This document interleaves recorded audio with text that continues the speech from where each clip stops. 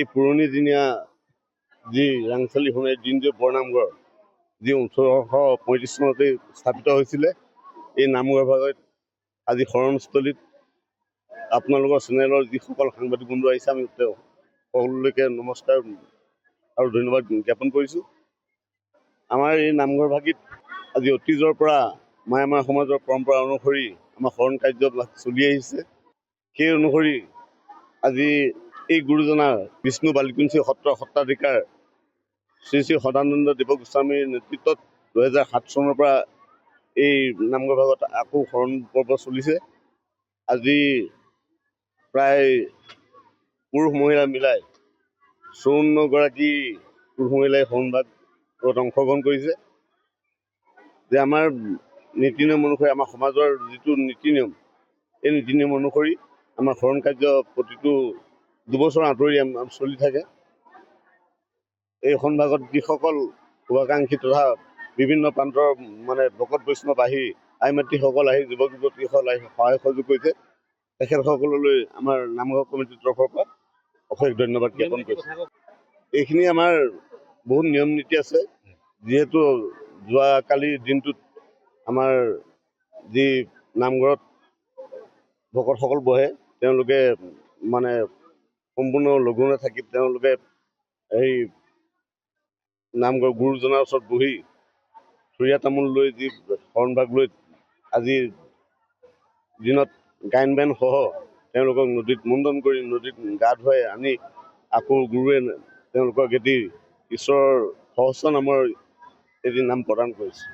আজি দুদিনৰ আগতে আমাৰ সত্ৰাধিকাৰ বিষ্ণু বালিকুঞ্চি সত্ৰৰ সত্ৰাধিকাৰ শ্ৰী শ্ৰী সদানন্দ দেৱ গোস্বামীক আমি আমন্ত্ৰণ জনাই আমাৰ নামঘৰ প্ৰাংগণলৈ আনিছিলোঁ। আজি 27 জন,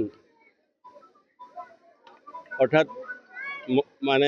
পুৰুষ আৰু মহিলা মিলাই মুঠ 54 জনে আজি আমাৰ এই নামঘৰত শৰণভাগ গ্ৰহণ কৰিছে। আমাৰ আজি এমাহৰ পৰাই আমাৰ আলোচনা আছিলে। আমি আগতীয়াভাৱে আমি সদানন্দ দেৱ গোস্বামীদেৱক আমি জনাইছিলোঁ। জনোৱাৰ পাছত যোৱা পৰহি দিনাখন আমি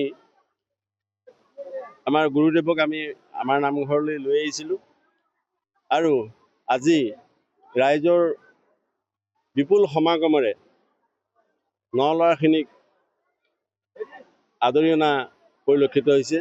আমি নথৈ সুখী হৈছোঁ। ইয়াত আমাৰ নীতি নিয়ম আঁৰ কাপোৰৰ ভিতৰত নলৰাসকলে গা ধুই অহাৰ পাছত আঁৰ কাপোৰৰ ভিতৰত সোমোৱা হয়। তাৰ পাছত অষ্টাংগী প্ৰণিপাত 3বাৰকৈ কৰা হয়।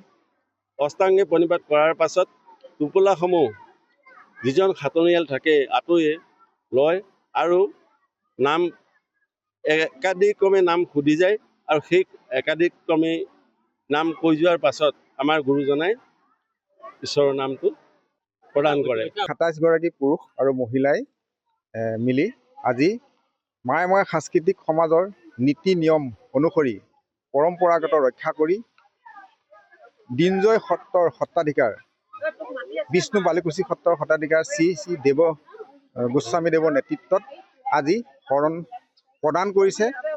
আৰু এই শৰণৰ মূল অৰ্থ হ'ল ভজন, নমস্কাৰ আৰু শৰণ। এই তিনিটাকে উদ্দেশ্য কৰি শৰণ লোৱা হয় আৰু ঈশ্বৰৰ ওচৰত ভক্তিভাৱে আজিৰ দিনটোৰ পৰাই তেখেতসকলে ঈশ্বৰৰ ভক্তি লাভ কৰিব। এতিয়া ভজনৰ অৰ্থ হ'ল প্ৰথমে গুৰুৰ যোগেদি ঈশ্বৰক ভজিব লাগিব। দ্বিতীয়তে হ'ল নমস্কাৰ, উপযুক্তক চিনি পাই তেওঁক নমস্কাৰ কৰিব লাগিব। এয়া শৰণৰ প্ৰথম উদ্দেশ্য।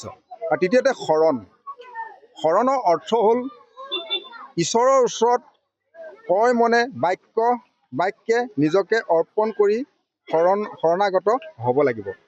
এই তিনিটাক উদ্দেশ্য কৰি যি আজি যুৱক বা মহিলাই আজি শৰণ লৈছে, পৰম্পৰাগতভাৱে নামঘৰত গুৰুক সেৱা জনাই নদীত 3বাৰ বুক মাৰি আহি নামঘৰত আকৌ গুৰুৰ পৰা যি ঈশ্বৰৰ বাইক লয়, সেয়েহে সেই প্ৰক্ৰিয়াৰে আজি তেওঁলোক আজিৰ তাৰিখৰ পৰা নশৰণীয়ালৈ ৰূপান্তৰিত হ'ব আৰু ঈশ্বৰৰ ওচৰত ভুগিব।